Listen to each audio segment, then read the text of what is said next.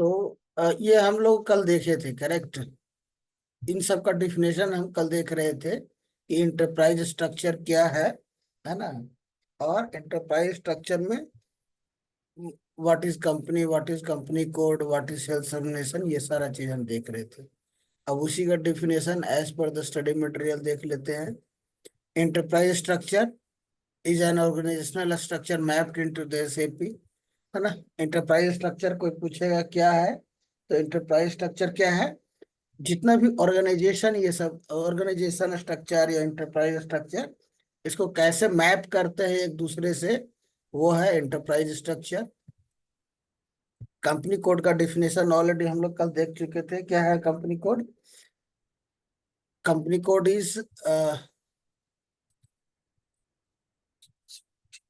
ये सही नहीं है, सिर्फ हम उसको क्या बोलेंगे, company code is a legal entity which is responsible for all financial transaction. जो हमने डॉक्यूमेंट दिया है उसमें ऑलरेडी वैसा ही डिफिनेशन लिखा हुआ है जैसा कि इंटरव्यू में बोलना है।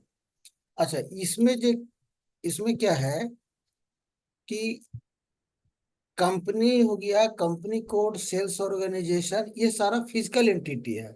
ये सारा क्या होगा, 4 डिजिट का नंबर रहता है।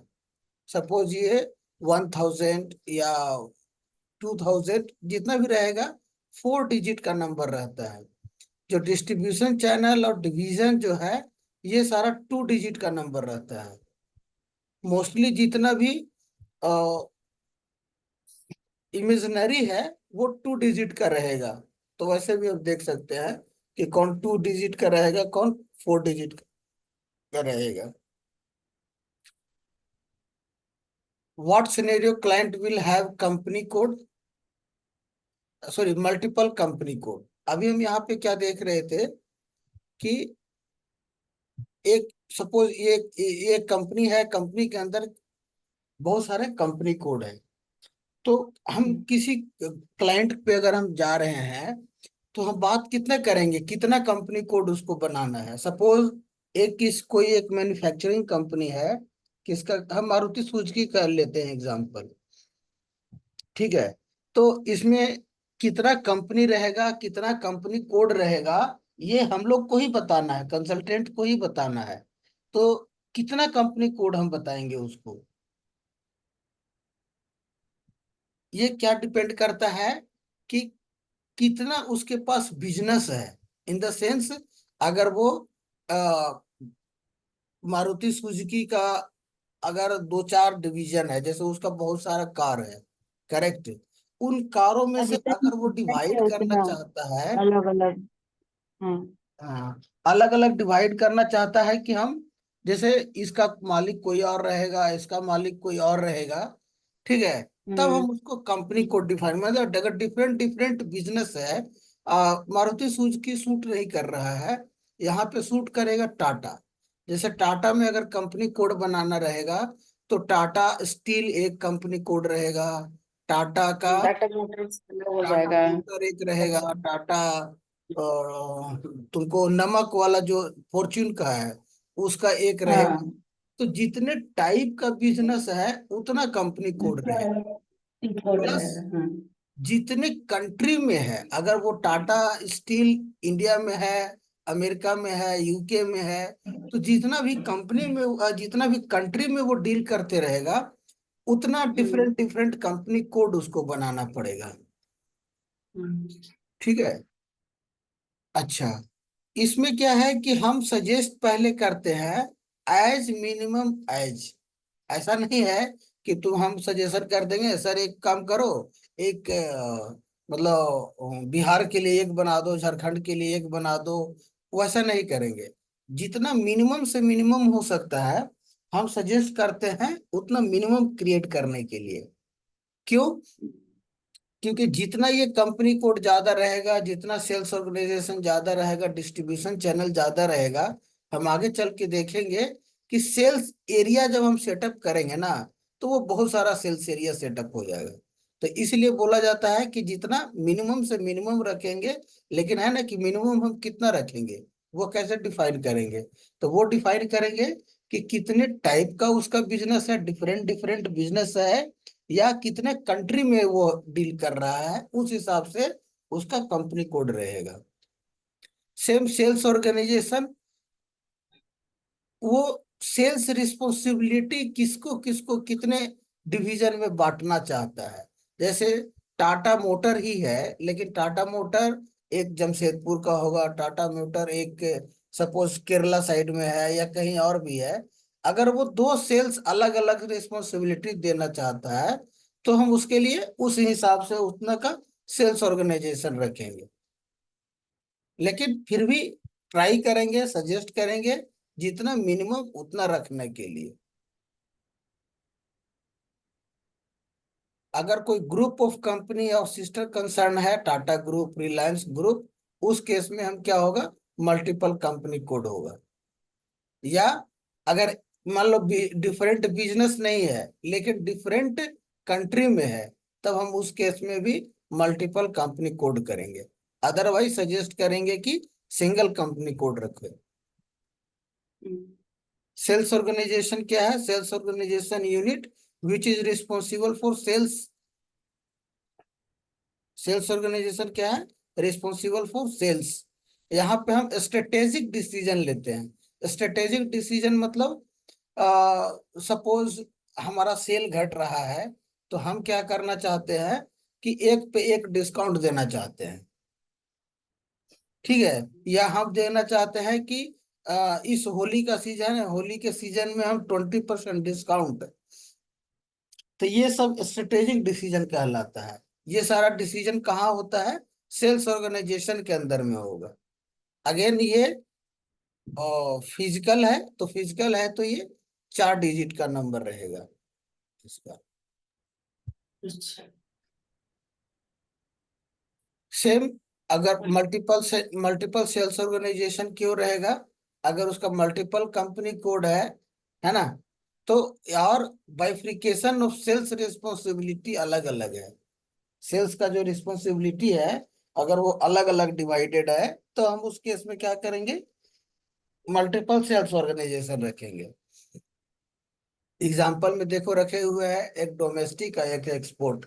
अगर डोमेस्टिक के लिए अलग है, मतलब अगर कोई डोमेस्टिक में भी बेच रहा है और एक्सपोर्ट भी करता है, तो दो अलग अलग सेल्स ऑर्गेनाइजेशन रखना पड़ेगा। ये जो कलरफुल है कुछ किया हुआ, ये तुम्हारा इंटरव्यू क्वेश्चन है। इससे ये सिंबॉलिक है कि ये इंटरव्यू क्वेश्चन है। यहाँ पे भी देखो पूछेगा इंटरव्यू में कि हम मल्टीपल कंपनी कोड क्यों रखेंगे। हम्म। ठीक है। डिस्ट्रीब्यूशन चैनल ऑलरेडी बता चुके हैं। डिस्ट्रीब्यूशन चैनल क्या है, distribution channel is channel through which our goods और services reach to the end customer. Division हम पढ़ चुके हैं। सेल्स लाइन और सेल्स एरिया क्या है, हम ये क्रिएट नहीं करेंगे। सेल्स लाइन और सेल्स एरिया क्या है, इसको हम सेटअप करते हैं। सिस्टम में दिखाएंगे बाद में, जब सिस्टम पे हम लोग जाएंगे तो कि सेल्स लाइन और सेल्स एरिया कैसे करते हैं। तो इसको क्या है, कॉम्बिनेशन ऑफ सेल्स ऑर्गेनाइजेशन और डिस्ट्रीब्यूशन चैनल को क्या कहते हैं, सेल्स लाइन कहते हैं।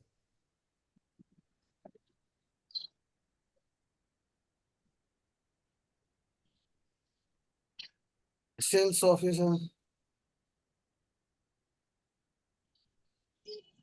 ऑफिस, सेल्स ग्रुप पढ़ चुके हैं। प्लांट का डिफिनेशन हम बता चुके थे। प्लांट क्या है, plant use area.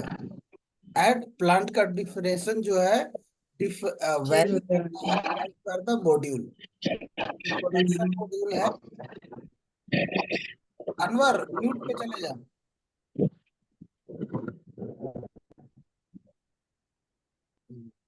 Production production planning वाला क्या बोलेगा कि plant is the place where goods are being manufactured.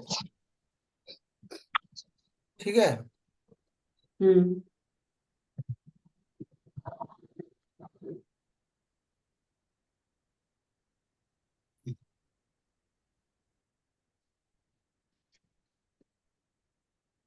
Okay. और एमएम मटेरियल मैनेजमेंट क्या बोलेगा, what is plant, plant is the place where goods are being stored. PP वाला क्या बोलेगा, जहां पे प्लांट क्या है, प्लांट वो प्लेस है जहां पे मैन्युफैक्चर हो रहा है। और एमएम वाला क्या बोलेगा, प्लांट क्या है, प्लांट वो है जहां पे हम सामान को रखते हैं। ठीक है। और सेल्स एंड डिस्ट्रीब्यूशन वाला क्या है, क्या बोलेगा कि जहां से हम सामान को डिस्ट्रीब्यूट करते हैं, आइदर सामान हो, गुड्स हो गया या सर्विसेज हो गया, जहां से हम डिस्ट्रीब्यूट करेंगे उसको हम सेल्स एंड डिस्ट्रीब्यूशन, उसको हम प्लांट बोलेंगे। प्लांट में हम बोले ना, plant is a huge area. See, एक प्लांट के अंदर इतना सारा एक्टिविटी हो सकता है। प्लांट यहाँ से ट्रक में आ रहा है, ठीक है, यहाँ पे सिक्योरिटी चेक हो रहा है, यहाँ पे मटेरियल को अनलोड कर सकते हैं, जो मटेरियल आया है उसको अनलोड करेंगे। यहाँ पे देखो स्टोर है, स्टोर डिपार्टमेंट है, क्वालिटी चेक करने के लिए जो मटेरियल आया उसका क्वालिटी चेक करेंगे। सेंटर को यहाँ पे देख सकते हो कि एक प्लांट के अंदर कितना कितना काम हो सकता है। और अगर सामान कुछ बन रहा है तो सामान बन करके और ट्रक बाहर जा सकता है, आउट, सामान लेकर के फिनिश गुड को। ठीक है। इसलिए प्लांट को अलग अलग डिफिनेशन दिया गया है as per the module. Shipping point क्या है, शिपिंग पॉइंट प्लांट के अंदर एक प्लेस रहेगा जहां से हम शिप करेंगे। ये देखो यहाँ पे शिपिंग पॉइंट है। जो ट्रक अगर बाहर जाना है तो ट्रक लोड होने का एक जगह होगा, है ना, जहां पे ट्रक आकर के लगेगी और फिनिश गुड हम ट्रक में लोड करेंगे। या रेल में, रेल अगर सपोज सीमेंट का जो फैक्ट्री है, जैसे एग्जांपल दिए थे, सीमेंट के फैक्ट्री में, फैक्ट्री के अंदर रेल घुस जाती है और फिर उसमें हम सीमेंट लोड करके और आगे भेजते हैं। तो चाहे रेल ट्रैक हो गया या जहाँ पे ट्रक खड़ी होती है उसको क्या बोलते हैं, जहां पे भी सामान जो लोड होता है उसको हम बोलते हैं शिपिंग पॉइंट, है ना। स्टोरेज लोकेशन, स्टोरेज लोकेशन क्या है, एक प्लांट का ही एक सब डिवीजन है जहां पे हम सामान को स्टोर करते हैं। Can be, can be assign पर वंस। दोनों तो हो सकता है ना, स्टोरेज लोकेशन भी तो वही हो रहा है, और दोनों में तो डिफरेंस लग ही नहीं रहा। किसमें? स्टोरेज लोकेशन, प्लांट भी क्या है, मैन्युफैक्चर के बाद जहाँ पे प्रोडक्ट को जहाँ पे रखते हैं उसको हम लोग बोलते हैं प्लांट। आफ्टर मैन्युफैक्चर तो हम लोग प्लांट वहीं पे रख रहे हैं ना, जहाँ से वहाँ सब कुछ हो रहा है। तो स्टोरेज लोकेशन भी तो फिर वही हो गया ना। क्या है, प्लांट एक बड़ा एरिया है, ठीक है, प्लांट में बहुत कुछ हो सकता है, लेकिन प्लांट के अंदर में ही एक थोड़ा सा एक कोई पार्ट है जहां पे हम सामान को स्टोर कर रहे हैं। देखो यहाँ पे जहाँ पे कहीं पे, सामान रखा हुआ है हाँ, उसको स्टोरेज बोलेंगे, लेकिन उसको प्लांट में स्टोरेज बाकी सारा लोकेशन बोलेंगे। हो रहा है, शिपिंग और वगैरह वो सबको मिला करके प्लांट बोल रहे हैं। हाँ, प्लांट में बहुत सारा चीज हो रहा है ना, स्टोरेज लोकेशन भी इंक्लूड है, प्लांट में ही स्टोर भी करते हैं। लेकिन प्लांट एक, प्लांट का स्टोरेज लोकेशन एक पार्ट है, ऐसा ऐसा बहुत सारा पार्ट हम्म। रहेगा प्लांट के अंदर। हम्म। क्लियर ना? ठीक। हम्म। किसी को और कुछ क्वेश्चन, आदित्य या अनवर?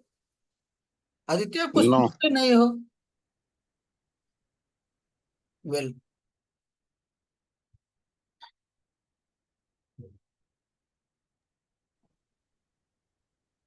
हाँ, तो यहाँ पे क्या था, सी, शिपिंग पॉइंट क्या है, शिपिंग पॉइंट है प्लांट का ही एक प्लेस जहां से सामान को शिप करते हैं, जहां से लोड करते हैं।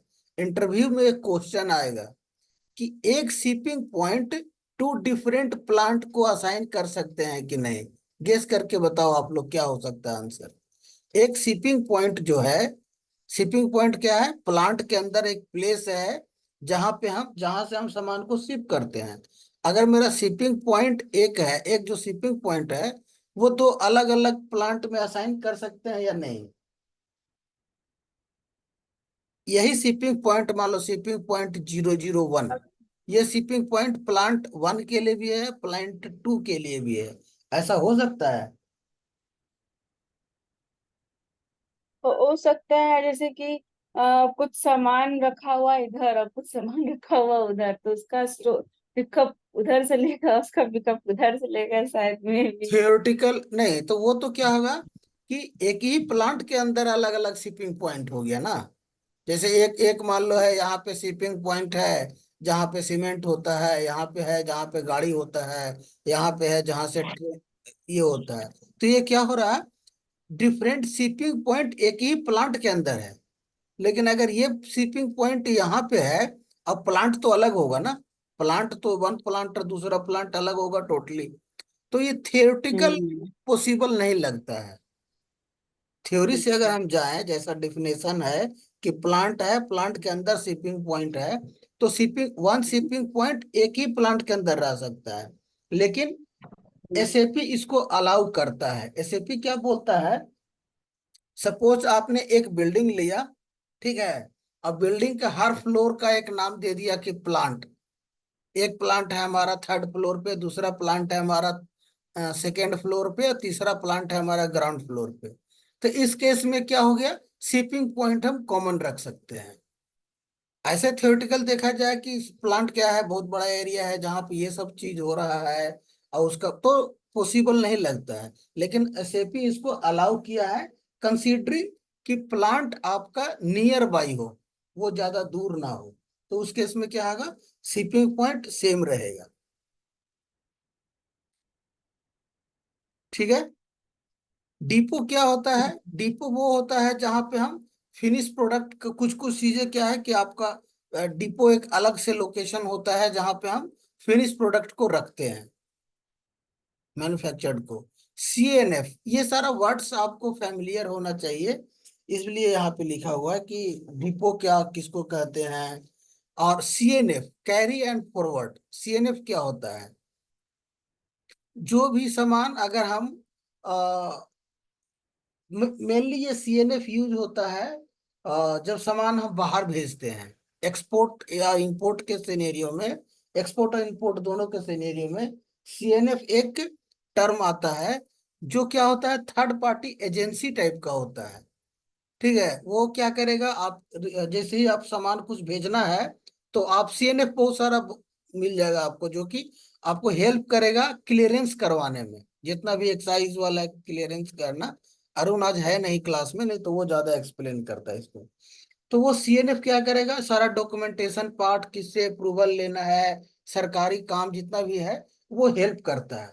वो एक्चुअली ऑथराइज होता है गवर्नमेंट के थ्रू से, है प्राइवेट प्रॉपर्टी, प्राइवेट इंटिटी है, प्राइवेट सेक्टर है सब, लेकिन सब ऑथराइज होता है। एक तरह से मान लो कि वेंडर, जो कि ये सब काम के लिए रिस्पॉन्सिबल होता है। स्टोरेज लोकेशन हम लोग पढ़ चुके हैं, जहाँ पे सामान को स्टोर करते हैं। तो इतने सारे का हम लोगों ने डिफिनेशन ऑलरेडी हम देख चुके हैं। तो आप लोग इसको रिवीजन करना कि कैसे है। असाइनमेंट आज रहने देते हैं, असाइनमेंट हम तब पढ़ेंगे जब हम सिस्टम एक्सेस करेंगे।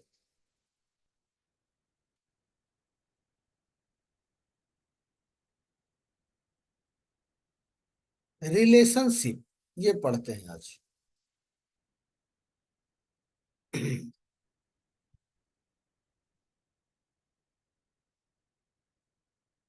ये जितना भी इंटरप्राइज स्ट्रक्चर था, उसका रिलेशनशिप है। सी, ये क्या है कि आप जितने भी, इसमें से हाईएस्ट ऑर्गेनाइजेशनल यूनिट कौन कौन है, एनी आइडिया कोई बता सकता है, हाईएस्ट ऑर्गेनाइजेशनल यूनिट कौन कौन है। Company sale code, organise.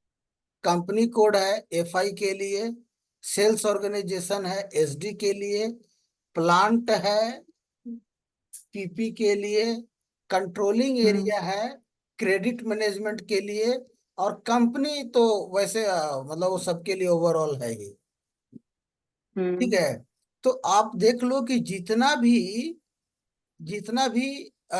Accept ये वाला, ये किसी का हाईएस्ट ऑर्गेनाइजेशनल यूनिट नहीं है, फिर भी रिलेशनशिप में थोड़ा डिफरेंट है। ये जो रेड लाइन दिखा रहा है वो क्या कह रहा है कि एक कंट्रोलिंग एरिया क्या, बहुत सारा कंपनी कोड हो सकता है।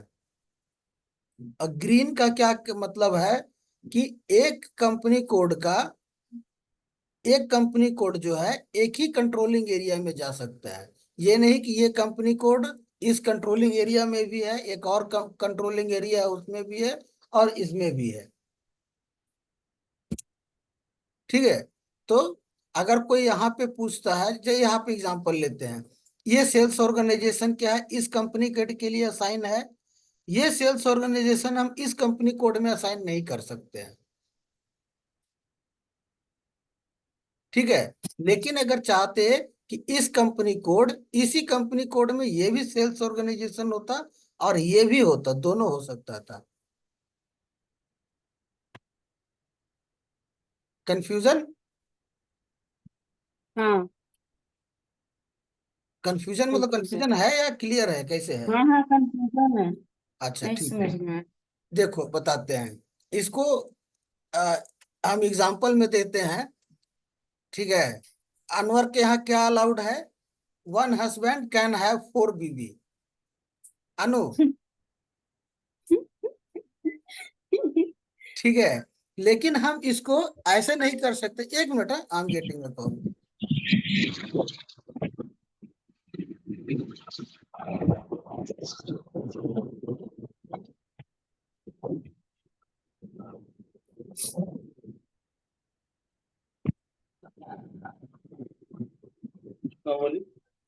यूज करो।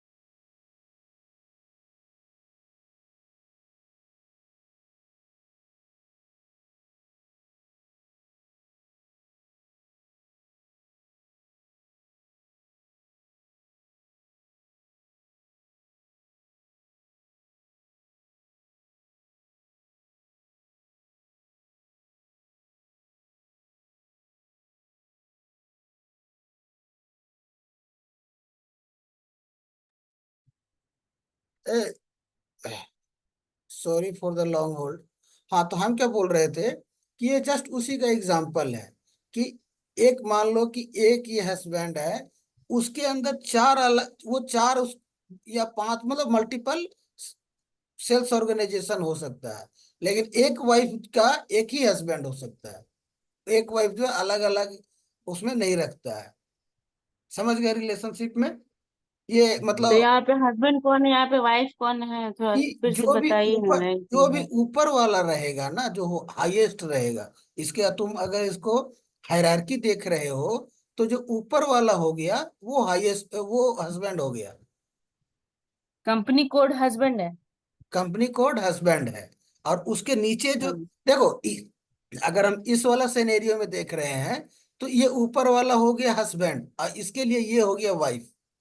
तो एक कंट्रोलिंग एरिया के अंदर डिफरेंट डिफरेंट कंपनी कोड हो सकता है। देख लो यहाँ पे एग्जांपल, इसी कंट्रोलिंग एरिया के अंदर कंपनी कोड 1 भी है, कंपनी कोड 2 भी है।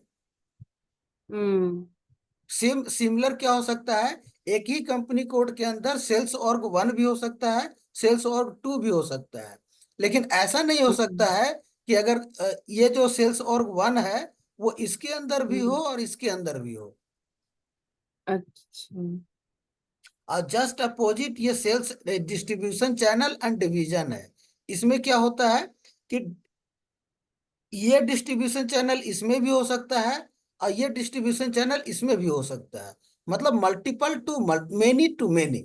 इस रिलेशनशिप को क्या कहते हैं, मेनी टू मेनी। कोई रिस्ट्रिक्शन नहीं, यहाँ पे रिस्ट्रिक्शन है क्या कि एक सेल्स ऑर्गेनाइजेशन एक ही कंपनी कोड के अंदर हो सकता है, लेकिन एक कंपनी कोड के अंदर बहुत सारे सेल्स ऑर्ग हो सकते हैं। ठीक है। ठीक है। तो हम्म। अगर, लेकिन इसमें थोड़ा सा क्वेश्चन जब पूछेगा तो आपसे ट्रिकी वे में क्वेश्चन पूछेगा। वो क्या पूछेगा कि what is relation between company code and sales organization. तो हम क्या करेंगे, company code to sales organization, तो 1 to many बोलेंगे। इस केस में क्या बोलेंगे, 1 to many।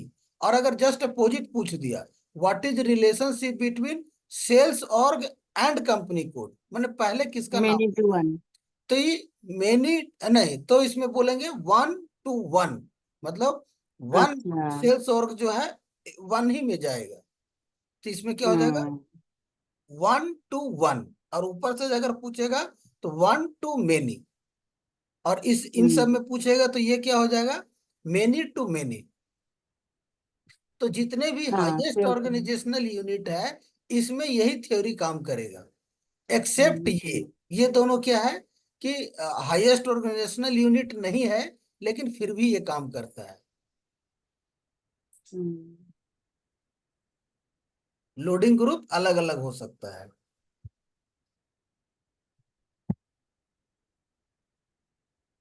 ठीक है ना? हम्म। हम्म। फिर इसमें समझना सब इजी रहेगा, है ना? हम्म। ओके। आज यहीं पे रहने देते हैं। ये सारा चीज होगा, ये जो पाथ वगैरह है वो जब सिस्टम एक्सेस रहेगा तब दिखाएंगे। नेक्स्ट जो है हमारा,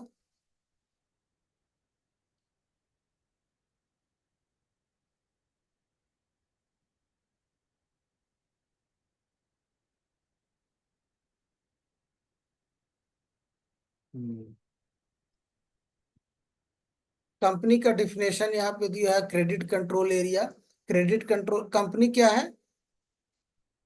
ग्रुप। अगर ग्रुप ऑफ कंपनी कोड है तो उसके लिए हम कंपनी बनाते हैं। नॉर्मली सिनेरियो में कंपनी नहीं बनती है, जैसे अगर बड़ी बड़ी कंपनी के लिए डील कर रहे हो टाटा जैसा तब। अदरवाइज एक कोई एक एक जैसे तुम्हारा एक क्या है, विनीता अगर डैनिक डैकिन में काम कर रही है, तो डैकिन के लिए कंपनी बनाने की जरूरत नहीं है, क्योंकि वो सिर्फ एसी ही बेच रहा है, डिफरेंट डिफरेंट कंट्री में बेच रहा है।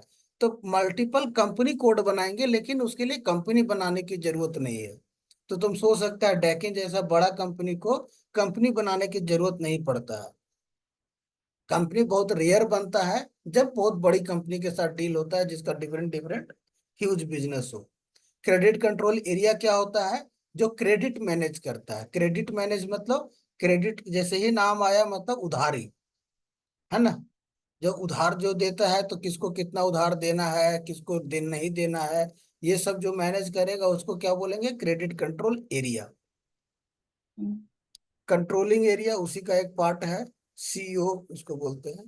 परचेज ऑर्ग, जो जो खरीदने के लिए रिस्पॉन्सिबल हो, कोई भी चीज बाई करने के लिए जो रिस्पॉन्सिबल है उसको परचेज ऑर्ग बोलते हैं। कंसल्टेंट इसके लिए रिस्पॉन्सिबल होता है। ठीक है। कंट्रोल, किसके लिए ये होता है रिस्पॉन्सिबल?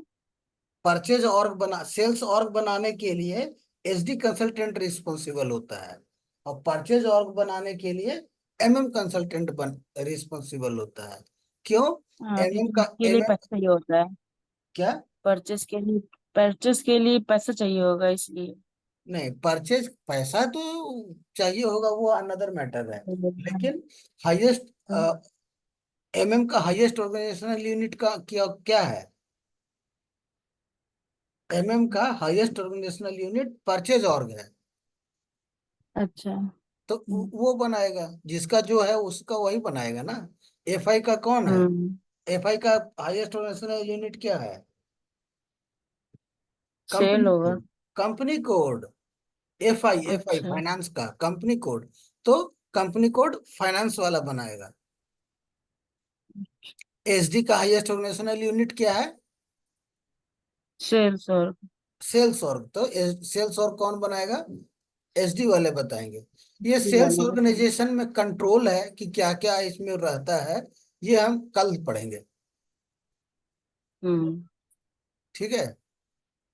हम्म। चलो, सी यू टुमारो। ओके। ठीक है, thank you. Thank you, thank you.